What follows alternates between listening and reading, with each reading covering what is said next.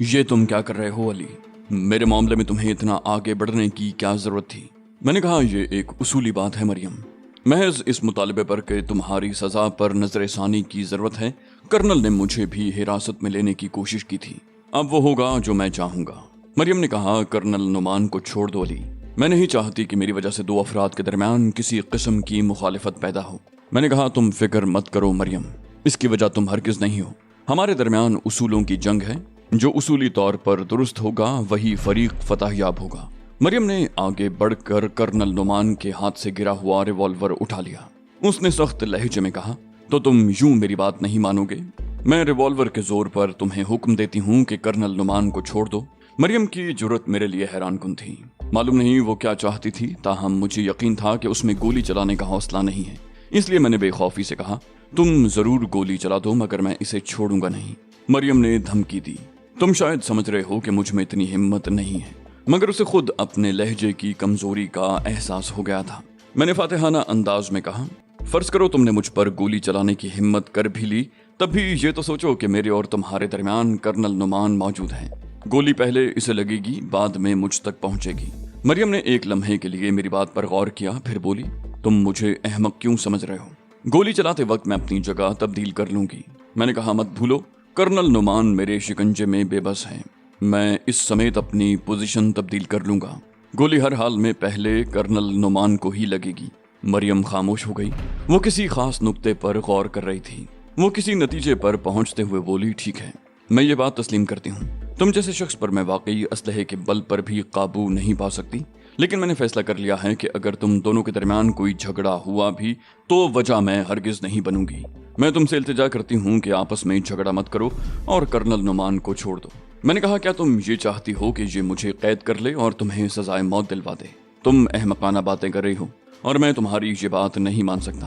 وہ بولی یہ سب کچھ اس لیے ہو رہا ہے کہ میں نے مسلمان ہونے کا فیصلہ کر لیا تھا اور میں یہ جانتی ہوں کہ کوئی بھی ایسا کام کرنے سے گریز کرنا چاہیے جس سے ہنگامے کی فضا پیدا ہو، لہٰذا میں اپنا مسلمان ہونے کا فیصلہ واپس لیتی ہوں۔ مریم کی اس بات سے مجھے شدید دھچکا لگا۔ کرنل نعمان کے ہاتھ پر میری گرفت خود بخود ختم ہو گئی اور وہ میری گرفت سے آزاد ہو گیا۔ اب میں براہ راست مریم کے ہاتھ میں دبے ہوئے ریوالور کی زد پر تھا۔ میری نظروں کا مرکز مریم کا چہرہ تھا، اس کے ہاتھ میں موجود ریوالور پر میری توجہ بالکل بھی نہیں تھی۔ میری سمجھ میں نہیں آ رہا تھا کہ اس موقع پر کیا کہنا چاہیے یا کیا کرنا چاہیے۔ میری طرح کرنل نعمان بھی تذبذب کا شکار تھا، وہ چاہتا تو آگے بڑھ کر مریم کے ہاتھ سے ریوالور چھین سکتا تھا، میرے خلاف کوئی قدم اٹھا سکتا تھا یا پھر کم از کم آواز دے کر اپنے آدمیوں کو ہی طلب کر سکتا تھا، مگر اس نے کچھ بھی نہ کیا۔ عراقی انٹیلیجنس کا سربراہ قوت فیصلہ سے محروم ہو چکا تھا۔ چند لمحے تک کمرے پر سکوت طاری رہا، پھر میری آواز نے اس سکوت کو توڑا۔ میں نے کہا تمہیں ایسی بات منہ سے نہیں نکالنی چاہیے تھی مریم۔ وہ بولی اگر تم دونوں آپس میں جھگڑا ختم کرو گے تو جو کچھ میں نے کہا ہے اس پر قائم رہوں گی، ہاں اگر تم مجھے یقین دلا دو کہ میرے اس فیصلے سے تمہارے تعلقات پر کوئی اثر نہیں پڑے گا تو مجھے تمہارا مذہب قبول کرنے میں کوئی یار نہیں۔ میں نے بے بسی سے کہا تم سمجھتی کیوں نہیں ہو مریم، اگر میں نے خاموشی اختیار کی رکھی تو تمہیں سزائے موت دے دی جائے گی۔ وہ بولی فیصلہ تو پہلے ہی سنایا جا چکا ہے، اب اس پر عمل درآمد بھی ہو جائے گا۔ تم کیا سمجھتے ہو کیا میں نے اپنی جان بچانے کے لیے یہ فیصلہ کیا ہے؟ نہیں علی، یہ فیصلہ میں نے بہت سوچ بچار کے بعد کیا ہے۔ پورے 3 دن تک میں کشمکش میں مبتلا رہی ہوں، تب کہیں جا کر اس نتیجے پر پہنچی ہوں، اور وہ بھی تم سے گفتگو کرنے کے بعد۔ اب تم بتاؤ کہ میں کیا کروں؟ میں نے کہا تم نے مجھے بے بس کر دیا ہے مریم، میں وعدہ کرتا ہوں کہ اب اس معاملے میں کچھ نہیں بولوں گا۔ وہ سرشاری کے عالم میں بولی تم نے میرا دل خوش کر دیا، اب جلدی سے مجھے کلمہ پڑھوا دو۔ اس کا یہ والہانہ جذبہ دیکھ کر میری آنکھوں میں نمی اتر آئی۔ کرنل نعمان پر بھی اس کی وارفتگی کا گہرا اثر ہوا تھا۔ مریم نے اس کا ریوالور اس کے حوالے کر دیا اور کرنل نعمان نے اس سے ریوالور لے کر رکھ لیا۔ میں نے مریم کو کلمہ پڑھوا دیا جو وہ تھوڑی سی دقت کے بعد پڑھنے میں کامیاب ہو گئی۔ میں نے کلمہ طیبہ کا ترجمہ انگریزی اور عبرانی میں اسے سنایا۔ مریم نے لرزتی ہوئی آواز میں کہا تم گواہ رہنا علی، میں نے خدا کی وحدانیت اور اس کے آخری نبی صلی اللہ علیہ وسلم کی رسالت کا زبان سے اقرار کر لیا ہے، اس کے ساتھ ہی میں نے ہر وہ حکم تسلیم کر لیا ہے جو تمہارے مذہب کا ہے اور جو ظاہر ہے میرے علم میں نہیں ہو سکتا، لیکن ماضی میں نے جو گناہ کیے ہیں ان کا کیا بنے گا؟ اس کے لہجے میں تشویش کا عنصر شامل ہو گیا تھا۔ میں نے کہا ہمارا مذہب کہتا ہے کہ ایمان لانے کے بعد آدمی اس طرح پاک ہو جاتا ہے جیسے وہ ابھی ابھی ماں کے پیٹ سے پیدا ہوا ہو، اور اس کے پچھلے سارے گناہ بخش دیے جاتے ہیں۔ وہ بولی خدا کا شکر ہے کہ یہ بات مجھے پہلے معلوم نہیں تھی، ورنہ شاید میری نیت میں کھوٹ شامل ہو جاتا۔ دفتن نعمان نے کہا مبارک ہو مریم۔ مبارک ہو علی، خدا نے مریم کو ہدایت دی، دعا کرو کہ وہ مریم کو استقامت بھی عطا فرمائے۔ میں نے زخمی نگاہوں سے کرنل نعمان کو دیکھا۔ کچھ دیر پہلے وہ یہ ماننے کو تیار نہیں تھا کہ مریم مخلص ہے اور اب مجھے مبارکباد پیش کر رہا تھا۔ میں نے دونوں ہاتھ آگے بڑھاتے ہوئے کہا تم جب چاہو مجھے حراست میں رکھ سکتے ہو، میں کوئی مزاحمت نہیں کروں گا۔ کرنل نعمان بری طرح جھنپ گیا، بولا کیسی باتیں کر رہے ہو علی، اب مریم کے مسلمان ہونے میں مجھے کوئی شبہ نہیں رہا۔ میں نے کہا سوچ لو کرنل، میں ایک بار پہلے بھی جذباتی غلطی کا مرتکب ہوا تھا، اب پھر میں نے ایک غلطی کی ہے، بار بار معاف کرو گے تو میرے حوصلے بڑھ جائیں گے۔ کرنل نعمان نے فراخ دلی کا مظاہرہ کیا، بولا اس بار میں غلطی پر تھا، ایک غلطی تم نے کی، ایک مجھ سے ہوئی، حساب برابر۔ میں نے کہا میں تمہارے خلاف جارحیت کا مرتکب بھی تو ہوا تھا، یہ چیز ڈسپلن کے بھی خلاف ہے۔ کرنل نے سنجیدگی سے کہا حالات کے تحت تو تم نے جو کچھ بھی کیا ہے میں اسے درست تصور کرتا ہوں، رہی بات ڈسپلن کی تو تم ہمارے ملازم نہیں ہو، تم پر محکمہ جاتی قوانین اس طرح لاگو نہیں ہو سکتے جس طرح ہمارے ملازمین پر لاگو ہوتے ہیں، تم تو ہمارے معاونین میں سے ہو۔ میں تم سے درخواست کرتا ہوں کہ جو کچھ ہوا اسے بھول جاؤ اور اپنا دل صاف کر لو۔ میں نے کہا اوکے کرنل، پچھلی ساری باتیں ختم، اب یہ بتاؤ کہ ہم کس وقت یہاں سے روانہ ہوں گے۔ کرنل نے کہا میرے خیال میں یہ معاملہ اب صبح پر اٹھا رکھو، اب میں چلتا ہوں۔ مریم نے کہا یہ شیشی اپنے ساتھ ہی لیتے جاؤ کرنل، اب اس کی ضرورت نہیں رہی، میں ہنستے ہوئے موت کو گلے لگاؤں گی۔ کرنل نے میری طرف دیکھا اور میں جلدی سے بولا مریم کی اس بات پر مجھے حیرت ہو رہی ہے، میں نے اسے کچھ نہیں بتایا۔ میری اس وضاحت پر کرنل مطمئن تو ہو گیا مگر اس کی حیرت برقرار تھی، تاہم کچھ کہے بغیر اس نے مریم کے ہاتھ سے خواب آور گولیوں کی شیشی لی اور کمرے سے چلا گیا۔ میں نے مریم سے کہا تم نے تو اس وقت کمال ہی کر دیا، یہ اندازہ تم نے کیسے لگایا کہ خواب آور دوا کی تجویز کرنل نے پیش کی تھی؟ وہ بولی میں پہلے ہی روز سمجھ گئی تھی کہ یہ حرکت کرنل نعمان کی ہی ہو سکتی ہے، تمہارے دباؤ سے مجبور ہو کر اس نے مجھے یہ موقع فراہم کرنے کا وعدہ کیا ہوگا تاکہ میں سزائے موت سے بچنے کے لیے خودکشی کر لوں۔ اس رات میں پلک بھی نہ جھپک سکا، نہ میں ایک لمحے کے لیے سویا اور نہ مریم سوئی۔ وہ کریت کریت کر مجھ سے مذہب کے بارے میں سوالات کرتی رہی اور میں حتی الامکان اسے مطمئن کرنے کی کوشش کرتا رہا۔ وہ اسلام کے بارے میں کم سے کم وقت میں زیادہ سے زیادہ جان لینا چاہتی تھی، اس کے دل میں سچی لگن اور تڑپ پیدا ہو گئی تھی، اس کے چہرے پر سچائی کا نور تھا۔ میں نے اسے تسلی دینے کی کوشش کی کہ شاید اب اس کی سزا میں تخفیف ہو جائے، مگر اب اسے ان باتوں سے کوئی دلچسپی نہیں رہی تھی، اسے تو بس یہ فکر تھی کہ مرنے سے قبل اسلام کے بارے میں زیادہ سے زیادہ جان لے۔ میں اس پر رشک کرنے کے سوا اور کیا کر سکتا تھا؟ صبح کرنل خود میرے کمرے میں آیا اور اس نے ہمارے ساتھ ہی ناشتہ کیا۔ ناشتے کے دوران کرنل نے مریم سے کہا میں نے تمہارا کیس وزارت دفاع بھجوا دیا ہے، مجھے توقع ہے کہ تمہاری سزا پر نظر ثانی ہو جائے گی۔ مریم نے کہا تم لوگ تو یہاں سے چلے جاؤ گے اور میں تنہا رہ جاؤں گی اگر تم اپنے مذہب سے متعلق چند کتابیں۔ کرنل نے کہا اب ہمارا اور تمہارا مذہب الگ الگ نہیں رہا اور کتابیں تمہیں تھوڑی دیر کے بعد مل جائیں گی۔ میرے دل پر سے ایک بوجھ سا ہٹ گیا تھا اور میں خود کو ہلکا پھلکا محسوس کر رہا تھا۔ ناشتہ کرنے کے بعد ہم اسپتال کے لیے روانہ ہو گئے۔ میں اور ٹورمینڈو ایک بند وین کے پچھلے حصے میں تھے۔ ٹورمینڈو کا جسم پٹیوں سے ڈھکا ہوا تھا اور وہ بے ہوشی کے انجیکشن کے زیر اثر تھا۔ کرنل نعمان نے بتایا تھا کہ اسے کئی گھنٹوں تک ہوش نہیں آئے گا۔ میں نارمن شلوف کے میک اپ میں تھا اور مجھے معلوم نہیں تھا کہ مجھے کتنا عرصہ اس روپ میں گزارنا پڑے گا۔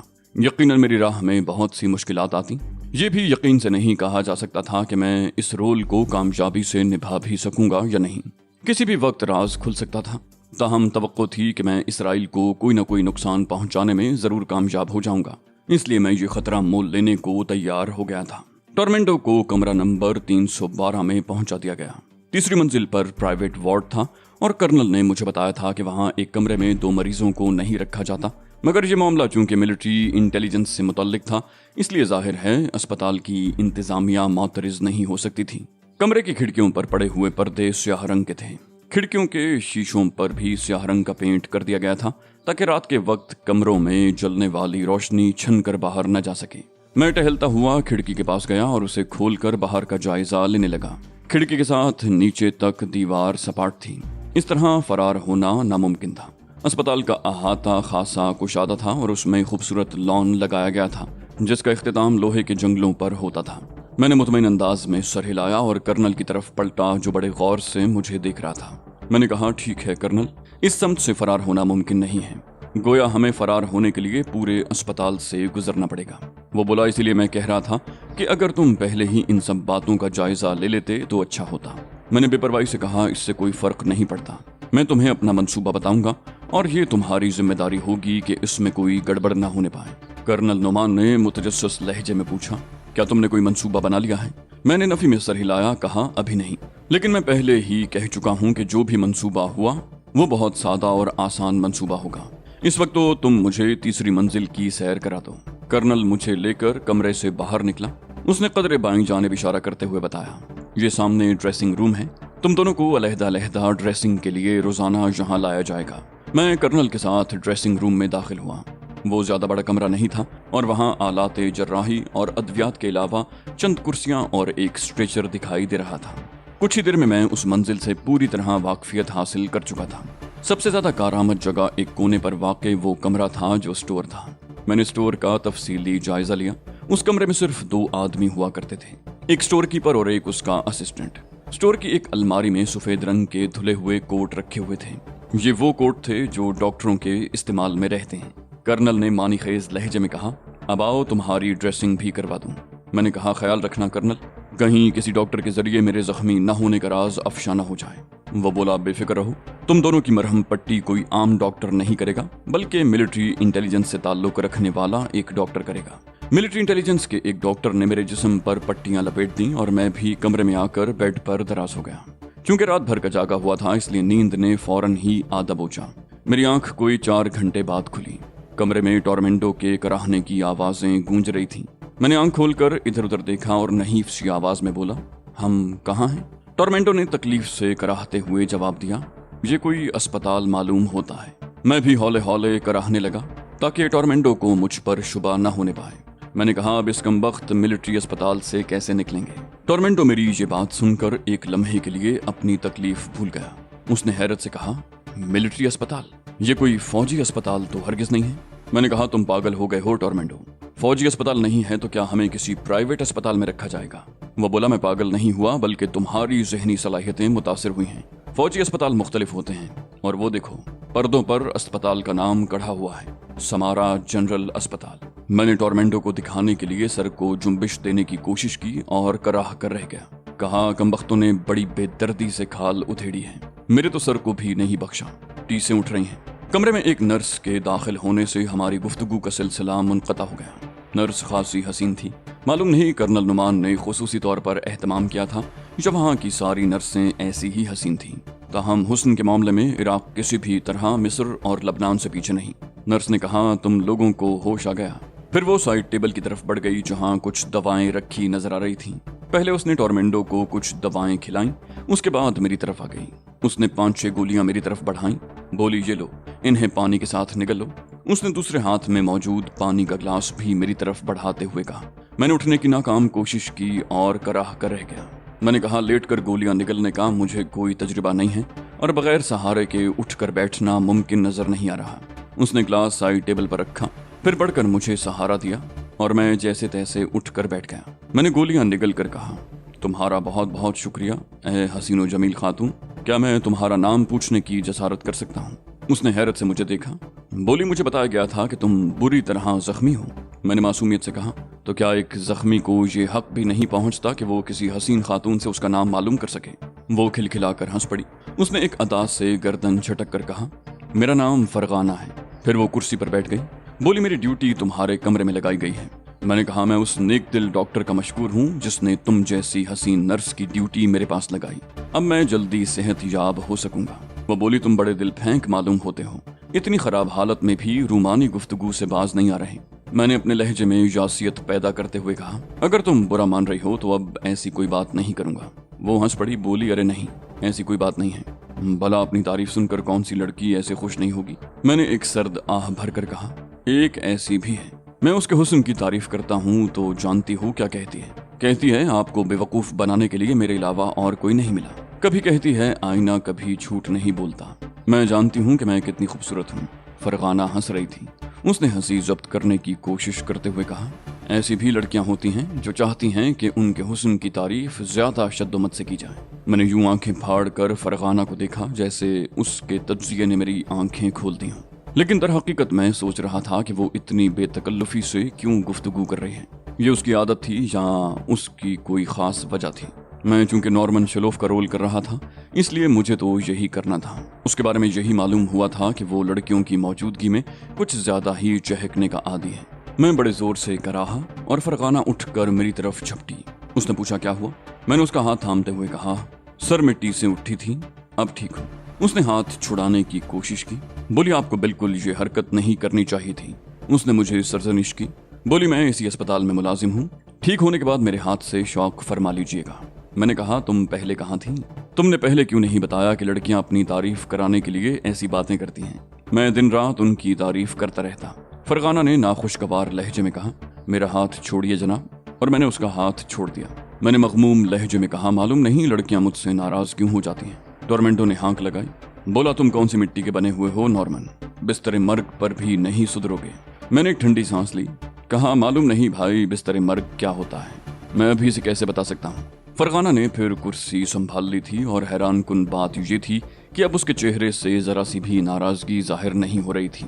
उसने कहा, मुझे आपकी तीमारदारी करनी है। अगर आपने ज्यादा मिलने जुलने की कोशिश की तो केस बिगड़ सकता है और मुझसे जवाब तलबी भी हो सकती है। मैंने बड़े खुलूस से कहा, यह बात तुमने मुझे पहले ही बता दी होती। अब ठीक होने तक मैं जरा सी भी जुम्बिश नहीं करूंगा। मैंने महसूस किया कि टॉर्मेंडो की पलकें बोझल हो रही हैं। फिर देखते ही देखते उसकी आंखें बंद हो गईं। फरगाना ने उसके करीब जाकर उसे चेक किया और मेरी तरफ पलट कर बोली, ये सो चुका है। मैंने पूछा, क्या इन गोलियों में ख्वाबावर दवा की भी गोली शामिल थी? बोली, जी हाँ, तकलीफ का एहसास ज़ायल करने के लिए ख्वाबावर अद्वियात का ही सहारा लिया जाता है। मैंने कहा, लेकिन मुझे अभी तक नींद नहीं आई। दवाएं तो हम दोनों ने एक साथ ही खाई थीं। वो बोली, आपको जो गोलियां दी गई हैं उनमें ख्वाबावर दवा शामिल नहीं थी। मैंने खुश होकर कहा, यह तुमने बहुत अच्छा किया, अब हम इत्मीनान से अपने मुस्तकबिल का फैसला कर सकेंगे। वो बोली, वो सो चुका है जनाब, इसलिए अब इस नाटक की जरूरत नहीं रही। मैंने हैरान होकर कहा, क्या कह रही हो, कैसा नाटक और कहाँ का नाटक? वो बोली, मुझे कैप्टन फरगाना कहते हैं, मैं नर्स नहीं डॉक्टर हूँ। और मेरा ताल्लुक? मैंने कराह कर उसका जुमला मुकम्मल किया, मिलिट्री इंटेलिजेंस से है। ये कर्नल नुमान मुझे कहीं का नहीं छोड़ेगा। किसी रोज मालूम होगा कि खुद मेरा ताल्लुक भी मिलिट्री इंटेलिजेंस से है। फरगाना हंस पड़ी। उसने शोखी से कहा, तो इसमें शुबा ही क्या है सैयद अली। मैंने अचानक संजीदा होते हुए कहा, आइंदा ख्याल रखना, खा टॉर्मेंटो सो ही क्यों न रहा हो, गुफ्तगू करते हुए मोहतात रहा करो। फरगाना ने भी संजीदगी से जवाब दिया, ठीक है जनाब, मैं ख्याल रखूंगी। मैंने कहा, और मुझसे गुफ्तगू करते हुए तकल्लुफात में पड़ने की जरूरत नहीं है, तुम्हारा मौतबाना अंदाज टॉर्मेंटो को मशकूक कर सकता है। फरगाना बोली, मैं इस बात का भी ख्याल रखूंगी। इस वक्त तो मैंने इत्मीनान कर लिया था, वो वाकई गहरी नींद में है। मैंने चिढ़कर कहा, मेरी समझ में नहीं आता कर्नल नुमान को क्या हो गया है। उसने मुझसे जिक्र तक नहीं किया। आखिर किसी लड़की की यहाँ क्या जरूरत है? फरगाना का चेहरा उतर गया। बोली, उन्होंने मुझसे कहा था जैसे ही आप कोई स्कीम बनाएं मेरे जरिए उन तक इत्तला भिजवा दें। मैंने चिल्ला कर कहा, ठीक है, और मेरी समझ में ये भी नहीं आता कि तुम्हें मिलिट्री इंटेलिजेंस में क्यों ले लिया गया। मैंने तुमसे कहा था कि मुझसे बेतकल्लुफी से गुफ्तगू करो। फरगाना ने भिन्ना कर कहा, ओके डियर नॉर्मन, आइंदा तुम्हें इस किस्म की कोई शिकायत नहीं होगी। मैंने खुश होकर कहा, ये हुई ना बात। याद रखो, इंटेलिजेंस के आदमी के लिए बेहद जरूरी है कि जो कुछ उससे कहा जाए उस पर बिला तामुल अमल करे।